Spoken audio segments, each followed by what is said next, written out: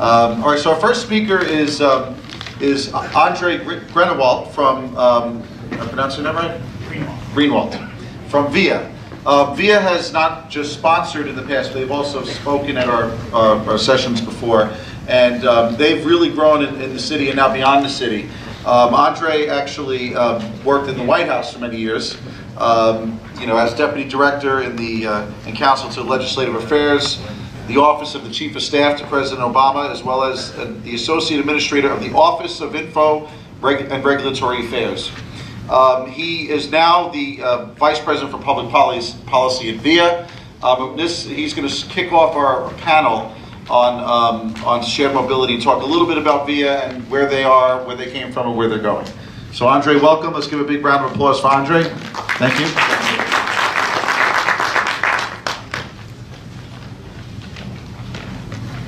Great, thanks very much, Matt, and it's a pleasure to be with you here today. So I'm going to go through some slides very quickly. Matt said he's going to give me the hook after 10 minutes, so I will try to keep it under that. Hopefully, many of you in this audience have used VIA, so some of this will ring familiar to you. Okay, so I think Britt actually covered this quite well, that we're in this major moment of transformation in transportation. I'm not going to spend much time on this other than to say that on that final one in the bottom right corner, we certainly see the future at whatever point as being on-demand, shared, electric, and autonomous. And I'm going to talk a little bit about how we fit into that. So VIA, the technology for VIA was really built from the ground up for public transit. And what that means is we consider our vehicles an on-demand dynamic bus, okay, rather than a replacement for the taxi or other single occupancy vehicles. We're singularly focused on shared rides. That's all we do. Our technology was built with that in mind and is refined with that in mind. And we charge low flat fares. So this varies depending on which city you are in and even within the cities, depending on neighborhood sometimes. But just as an example, within Manhattan, as I'm sure many of you know, you can take a VIA for $5. And that doesn't change. It doesn't go up or down. Okay, so fully dynamic on-demand public transit. What do we mean by that? So in the top right corner, you see an image of our app and what we like to call virtual bus stops. So when you order a VIA, and if you haven't used VIA, it's somewhat similar to how you would order an Uber or a Lyft. But when you order a VIA, you often have to walk a block or two to a very specific corner to get picked up. And you often will get dropped off a block or two from your destination. Not more than that, but it often is a block or two that you have to walk. And what that allows us to do is keep our vehicles along the most efficient route possible. And this is all happening in a dynamic way. So when you request a VIA, and we like to think of it as you're really reserving a seat in a vehicle rather than a vehicle itself.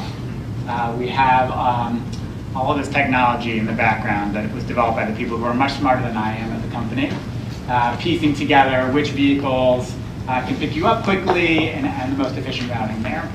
And that sort of touches on that bottom right slide there, the predictive matching and routing. So we have data that's built over time where we have a sense of where demand is going to be during the day, and we are positioning cars accordingly rather than just letting the drivers wait to get requests and then they're deciding where to go. So when their VIA drivers are on the clock with us, they're being directed where to go at all times.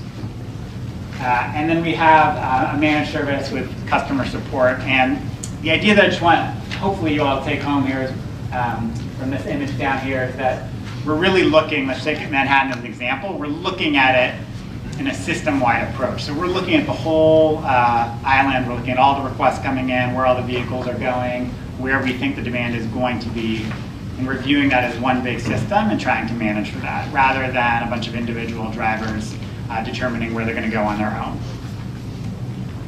Okay, so let me see if I can get this going. So this, once I hit this button here, you'll see this. This is our growth over time. So this is each week going by from when we started in September of a couple of years ago.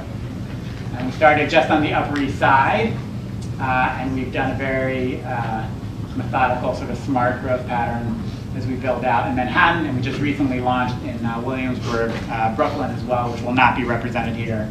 So you can see our growth over the last few years. So we also are operating now in Chicago and Washington, D.C. We've done more than 8.5 million rides to date, and we're doing about 200,000 rides a week now. And we are doing that with a very high level of efficiency. So for those of you who were here earlier, you've heard about all of the data that the TLC collects. This is one graph that comes from that data.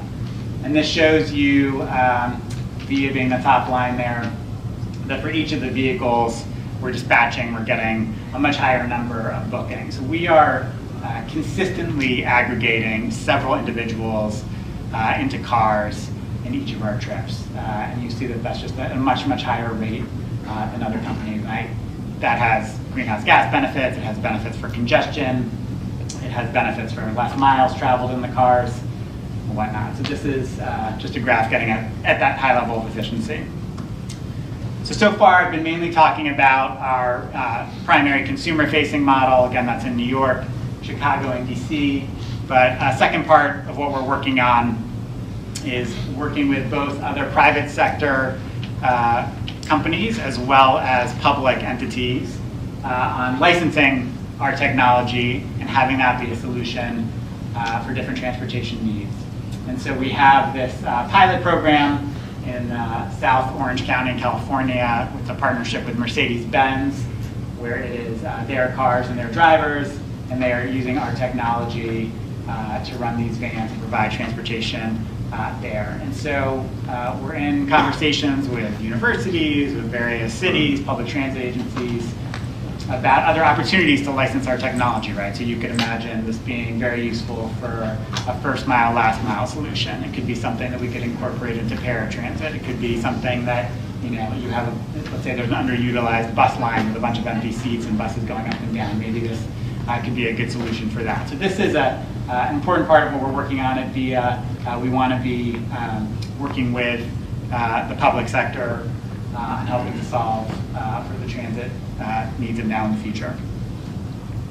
And then finally, I just wanted to touch on what we see as a few of the public policy implications of our experience in New York and elsewhere. And the first one is that I think we have demonstrated that you can provide highly efficient shared rides that are popular and that customers enjoy and that drivers enjoy. And we can do so at scale. Like we have demonstrated that we can do that at scale now in New York City. And so, in our view, public policy should generally favor shared rides over individual occupancy. And I mean that both in terms of regulation and also in terms of sort of, innovation and funding and sort of the more proactive side of the ledger.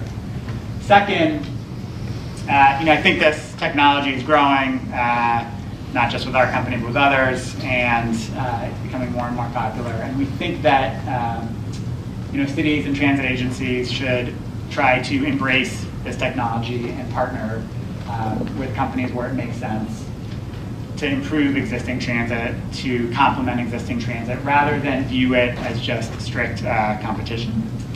And the third point I would say is just looking ahead to a future of autonomous vehicles. We really believe that, and this fits nicely with what the slide you saw on the future of airplane travel. We think cities really have an opportunity to promote the use of autonomous vehicles as a shared public resource rather than private, individually owned vehicles. So that's my quick few minutes. I hope I didn't go over 10, and happy to take any questions when we get to that part. Right on time, just like VIA, eh? All right, we're gonna have our next two speakers come up, and then we're gonna take questions for VIA and the other speakers. Our next speaker is Maurice Roched, who worked at New Jersey DOT and now is doing government consulting all over the world, including in Iraq as well, the UN, Chinese government. How's that going? That's something to do over drinks. But I want to welcome him. He's going to talk about his abstract, and then we're going to take questions after the next speaker, and then we have a special closing speech for you that has been unannounced. Thank you. Thank you very much, Matt. I appreciate that. Let me start right among you here, and then I'll go back to the stage. So we always ask ourselves, why do we use the car? And there are a lot of answers. We're in love with our cars. We don't have good mass transit, especially if we live in New Jersey, Jerry, or many other states. We like the comfort and the privacy of the car. And we hear a lot of answers, but one answer I never hear that is very important and very true. Can anyone help? And the answer I'm looking for is that because we're invested in our car. We pay for it a lot of money. We pay insurance, we pay upkeep, we pay for the maintenance. So we have to use it. And my idea today is to become invested in shared mobility. The same way we invest in our car, we need to put our money in shared mobility so we're compelled to use it. And that's an idea I came up with about 3 years ago. And the presentation I have before you is something I presented to the planning board in the borough of Red Bank, New Jersey. As you know, in New Jersey, they love cars. I'm from New Jersey, so I take some blame for it. And when you're planning a housing development, you have to plan it based on what we refer to as the residential site improvement standards. That requires that for every apartment, you have to provide 2 parking spaces. If you're building a shopping center, you have to provide, in some areas, 5 parking spaces for every 1,000 square feet of retail space. And that's why you go in New Jersey and many other states and some places in New York outside of the city, and you go to a shopping center or an office building, and what do you see? You see a sea of parking. You see acres and acres of black asphalt, and most of the time, they're underutilized. So my idea was to incorporate car sharing into a planned community and make the community pay for it as part of the cost. So if it's condos, part of the cost pays for the sharing of the vehicle. If it's a rental development, part of your rent goes for the sharing of the vehicles. So let me show you some of the slides that talk about what we did. So this is in a TOD area in Red Bank. The development was an old gas station and was proposed to build a residential building for about maybe 60 apartments. And that, by regulation, it would require 200 parking spaces. Well, that, first of all, would destroy the development financially. Secondly, it's against what we're trying to do, to add 200 spaces inside of a beautiful community like Red Bank. So we had a problem. So I suggested to the developer that we're going to build only 55 parking spaces, and we're going to incorporate 2 or 3 cars to be shared by the community to compensate for the remaining need for cars and spaces. So the way this worked was that what we wanted to achieve is that the person who rents can own only 1 car or 0 cars. And if that person needs access to a car, part of his or her rent will buy a certain block of hours per week or per month that person can access, and therefore they have access to mobility, to shared mobility. So in this slide, I showed the board, the planning board, to obtain approval, several slides that talk about the technology, how it would work, and went through the history of car sharing in the US and in Europe. Europe were a little bit ahead of us in that game. And I brought some data. Some of the data suggests that each car that is shared has the potential of removing 31 cars from the market in terms of ownership. That is very significant. Also, the data suggests that 71% of people that use car sharing usually don't buy that second car, sometimes don't buy the first car. And that's exactly what we want to achieve. These are some slides on the growth of car sharing in the country over time. I also did a study on demographics between Red Bank and the population that uses car sharing to find similarities, and I did find similarities. What I also found was that car sharing relates to age. If you're young, you're more prone to accept car sharing. If you're old like me, you're less prone to do so. Also, there was a study a few years ago that asked young people, if you had a choice to choose one, would you choose a car or a phone? What do you think they said? A phone. What percentage do you think said, I'd rather stick with my phone and lose the car? 90%. Close. It was like 80%. But that was 3-4 years ago. Now we're maybe 90. Information is key. And Rick gave a great presentation, by the way. He's still here. I guess he left. And I couldn't help but take a picture of one of his slides where it says, information will replace infrastructure as the organizer of demand. That's a very powerful statement.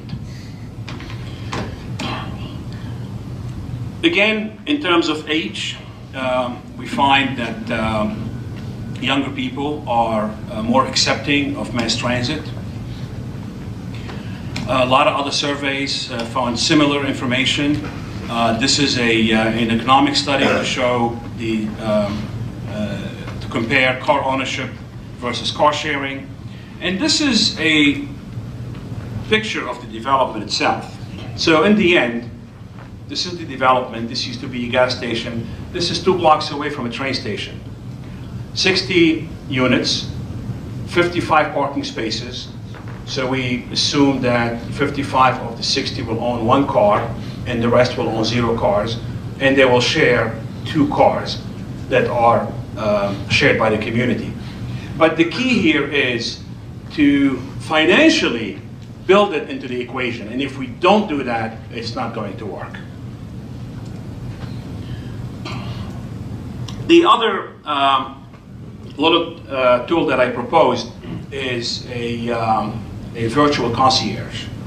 And that virtual concierge is an app that could be downloaded on your phone. And it not only it controls the car, but it does your schedule, it does your groceries, it does your dining and everything else. So everything is incorporated in one area. And that was a concept that while we started the presentation, there was a lot of opposition from the neighborhood.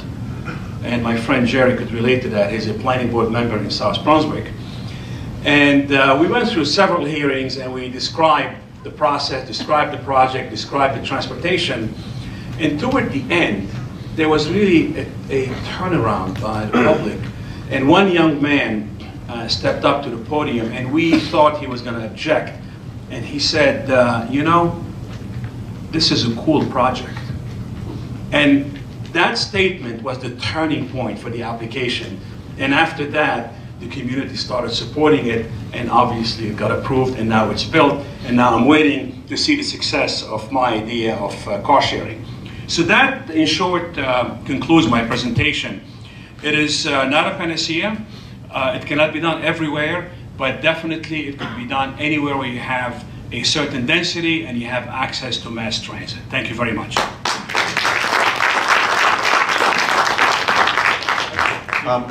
Maurice, you can have a seat there. Our last speaker for this panel is Daniel Peterson, who is the Northeast Regional Manager for Transportation Planning and Traffic Engineering for Dewberry. And he's going to talk about autonomous vehicles, our favorite topic. By the way, we're having a symposium on the 7th and the 8th? No, 8th and 9th. The 8th and the 9th, sorry about that. The 8th and the 9th at NYU Tandon School of Engineering in good old Brooklyn, where I'm from. So, Daniel is going to talk about autonomous vehicles, and maybe they should be shared. Daniel, would you like to join us? Let's give him a big round of applause.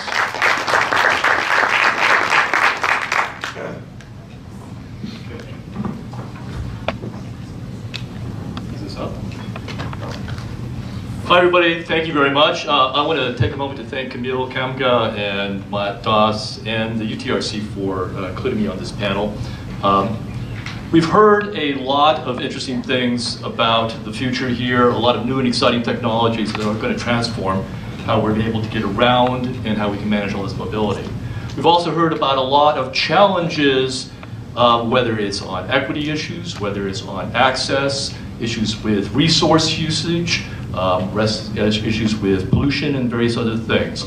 I hope that I'm going to, by my presentation, I'll be sort of cross-cutting a large swath of what I see within the policy sphere, within the public.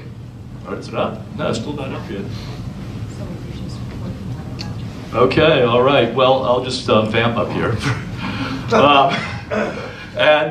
Essentially what is going to be able to see in a future where we have vehicles that can come to you with nobody in them. No driver, and when you're done with them, it can drive away. Again, no driver. So a number of things are going to change with respect to that, and it's going to... Okay, well, I'll keep going on up here. A number of things, particularly in the parking realm and the... boy. Okay, I guess we'll get the tech guy up here. I can get started though. I have a few things to talk about before we get to the first slide anyway. So, excuse me. It's going right here. Thank you very much.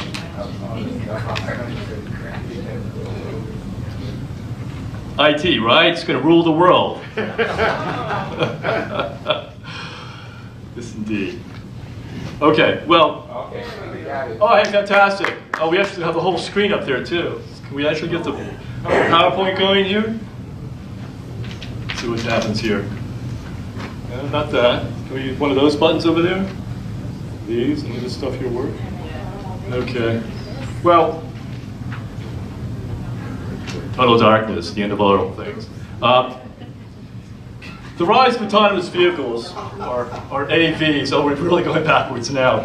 We now seem inevitable. And soon, we're going to have vehicles that will need no driver, as I mentioned. Indeed, no one actually in the vehicle whatsoever to safely, and this is the key thing, safely, to move about the landscape.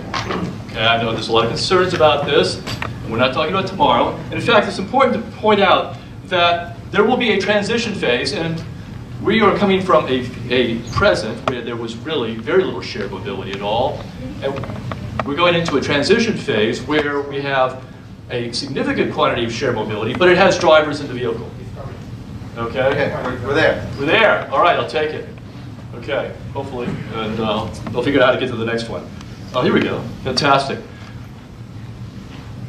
It's important to realize that it's actually going to be trucks, and it will be a small goods delivery that's going to lead this transformation to autonomous vehicles.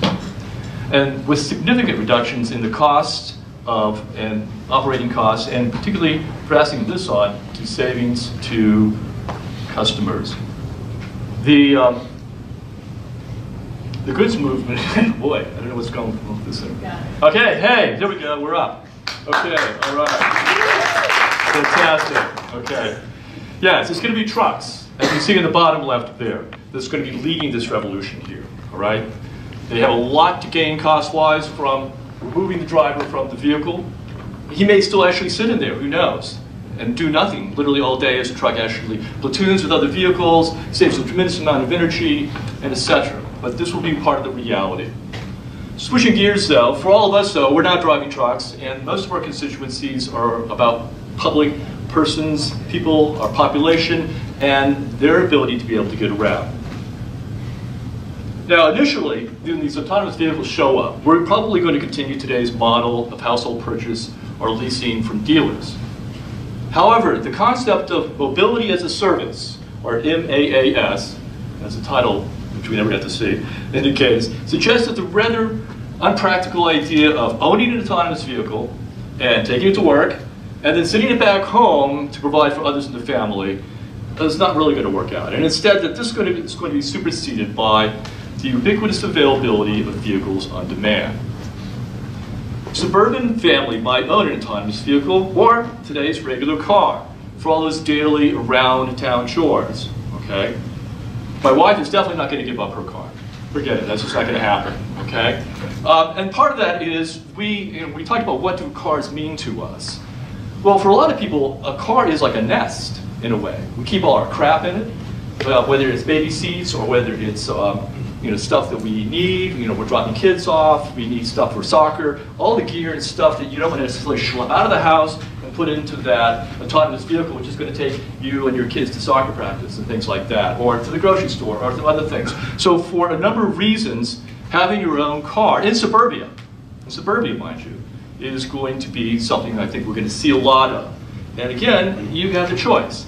It may be a regular car, just like today, or it may be an autonomous vehicle.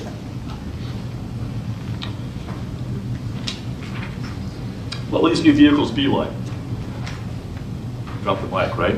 Well, we see a couple of them. For most passenger trips, a simple 2-seater or 4-seater will do. We see Google's little bubble car there, okay? I got to ride in their Prius version. It was very underwhelming, which is exactly what you want it to be, because this is not about something that should be startling or scary or anything. It worked and it did what it needed to do. As AVs, autonomous vehicles rarely collide, our current design paradigm of collision crumple zones and the like, it may give way to stronger yet flexible frames with the potential to remove thousands of pounds from each vehicle. If you're purchasing 500,000 cars at a pop, T&C providers can demand vehicles with energy-efficient, zero-emission engines that can be parked automatically and can be cleaned, fueled, and serviced overnight by robots. Similar to the rise and consolidation of mobile and cable companies, as service providers, this being America, we may anticipate in short order the establishment of a limited number of national-level providers. Transportation network companies, or TNCs, as Mike was actually explained. In short, providing a variety of cars on demand. So out of these here, some will succeed and some will not, okay? And this overlay really is about the public car sector, but we also have the freight sector as well. We may see on that side quite a significantly larger number of operators, whether, you name it. The current companies right now that are actually out there providing for freight movement will probably likely stay in business, and yet in this space here, not all of these companies are going to be providers of the future. Who will they be? Very much in the air. Uber and Lyft would seem like they're going to prevail, but who will be the other 4 to 6? The IT providers that we have up here, the car builders, the rental companies. The rental companies actually have a combined fleet of 5 million vehicles today. However, they're very late to the game. I'm not going to read out the numbers on this slide. You can see them all yourself. But within the next 20 years, most of these vehicles will be gone, replaced by self-driving trucks, transit vehicles, and probably less than a third as many self-driving cars, self-driving passenger cars. How will this affect our lives? From your house or standing on a street corner, you can take out your phone and a car will show up within 1 to 2 minutes. With your subscription, you can fly into any city in the world and have a car when and wherever you need one. Going to Home Depot, go in the small car, come back with your stuff in the pickup truck. Special night out, reserve a luxury car. And you don't have to worry about drinking. Special purpose autonomous vehicles for special activities. To address some of Marines' concerns, for instance. We have vehicles potentially with assistance, possibly, to serve the disabled population. Addressing that particular need. Other types, camper van, long distance sleeper car for your trip to Chicago. The Love Mobile, I've heard that actually put out there. You can get in the car, you and your ex, or you and your better one, and whatever happens, the lights are all off. You can think of it, if you can think of it, Somebody will provide it, quite frankly. And you can reserve it, and it'll show up when you want it, and when you're done with it, it will disappear. It's indeed quite a future, ain't it? In the cities, most people will gladly give up the ownership of a car because of the time-consuming burden of parking. We've all experienced it, right? 20 minutes to find a space, 10 minutes to walk home, 15 minutes to find the damn thing in the morning, only to have to repark it and start all over again, right? Sunday morning, alternate side of the street, we've all experienced this. This is horrid. And we can give that up. That's the first thing all of us would gladly share. In suburbia, the typical annual ownership cost of $8,700 a year could be replaced by something similar in cost to your cable bill. $200 a month, $2,400 a year, putting thousands of dollars back into families' pockets. Gone the second car. No more kids? Never had them? Gone the last car. $6,300 could buy a couple of very nice vacations. And so why wouldn't we take this route? It's estimated that 20% of the US population can't drive. This was brought up in earlier presentations. A significant number, particularly outside of the cities and the exurbs, cannot afford a car and must rely upon time-consuming, exceptionally inefficient, and frankly dehumanizing exurban public transit. Hours are spent hiking out of your neighborhood, standing alone in the bus shelter. Where the heck is the bus? Oh, finally it comes. You get on the bus. There's 4 other people on the bus. It drives all over Hintergård, the hills and dales. You've got to get out and make another transfer because that bus doesn't really go where you want it to go. And that process repeats again, and eventually you might get to the grocery store. And how much can you carry back home in your one single bag back the same route, spending 2 hours a day doing these kinds of things? It's just not the way people should be living. Autonomous vehicles can provide mobility for all. And by vouchering in the poor, provides them with efficient access to jobs, daycare, schools, and decent food, enabling people to succeed in their lives and climb out of poverty.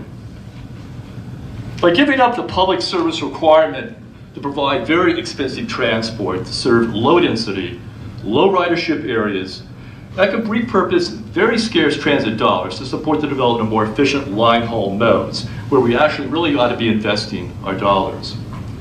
$300,000 a bus, $70,000 yearly for a driver with a pension to poorly serve 30 people a day is not in anyone's interest.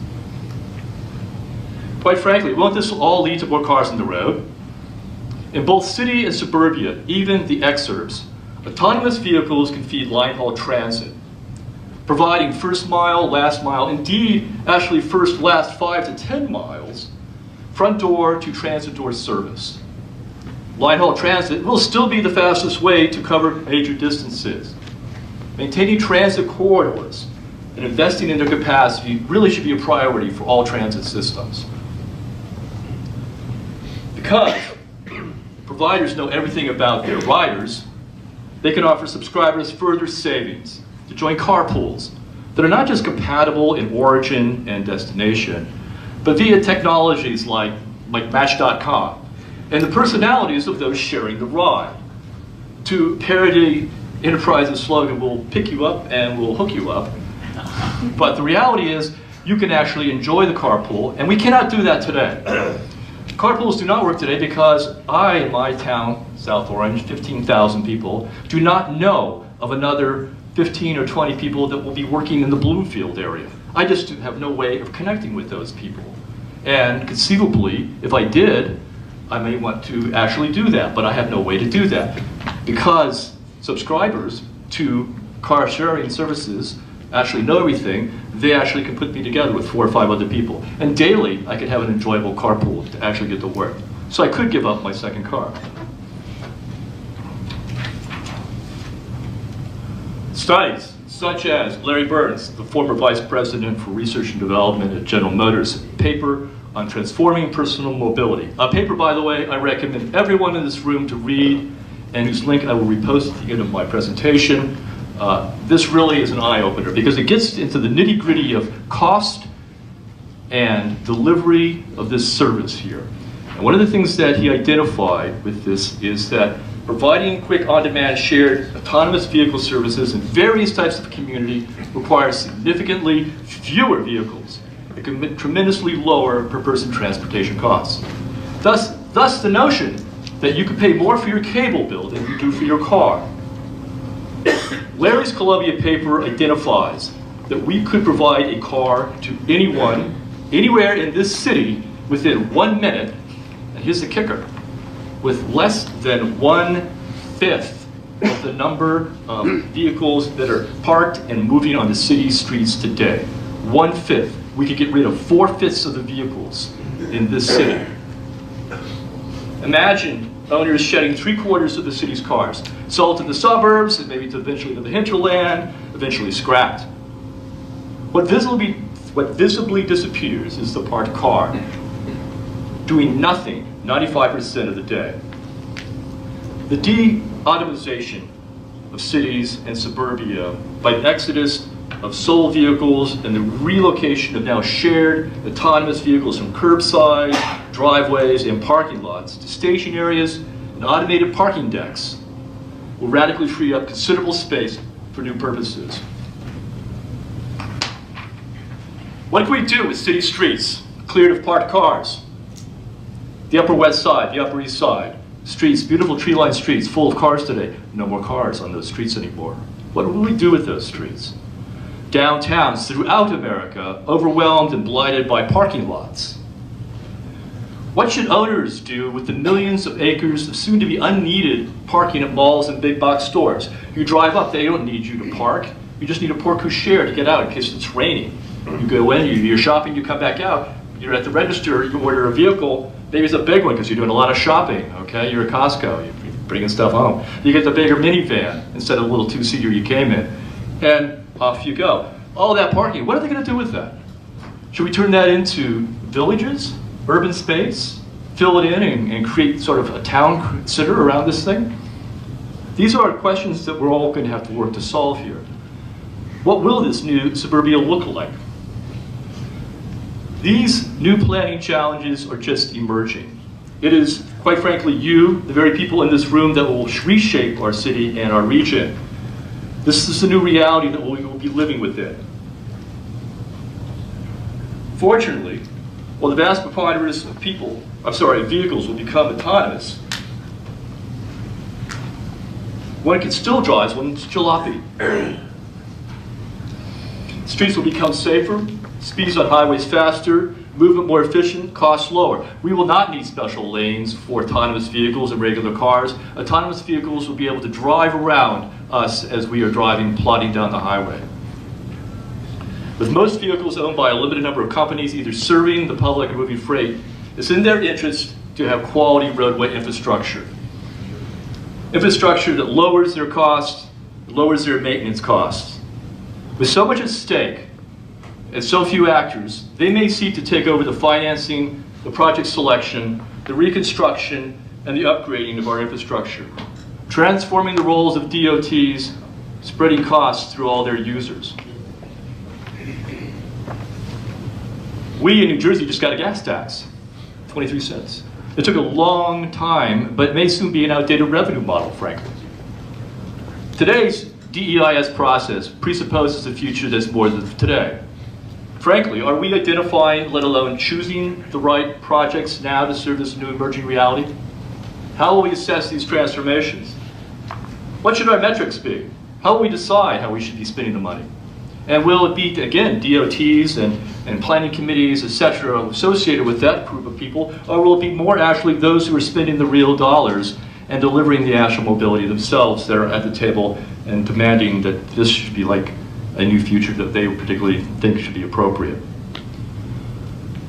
Finally, the global reduction in the insurance and societal overhead of disability and loss of life assures that this project will prevail. Globally, we lose 1.3 million men, women, and children a year. Normally, we only put up the United States statistic. That's 33,000, and actually rising over the past 4 or 5 years, partially due to distracted driving. When we include the effects of injuries, it equates to over 40 million disability-adjusted life years annually. That's a cost of some 170 billion every year. That is a huge incentive to make this work. Absolutely huge. Notwithstanding all the foregoing, there will be a period of significant disruption to the millions of jobs in transportation. Will the transformation deliver new opportunities? Perhaps it will. As we lower the frictional cost of moving goods and accessing opportunities, we should see significant gains in personal and global productivity and added value. That should translate into more and better jobs in the economy. Quite frankly, subsidizing education is the key to make that happen. In the end, we can state one thing. Change is coming, and coming quickly. As Reed mentioned, the revolution is just beginning, and it will affect us all. Everyone in this room will be involved in some way. Our thoughtful choices matter. Thank you very much, and I look forward to your questions. Thank you.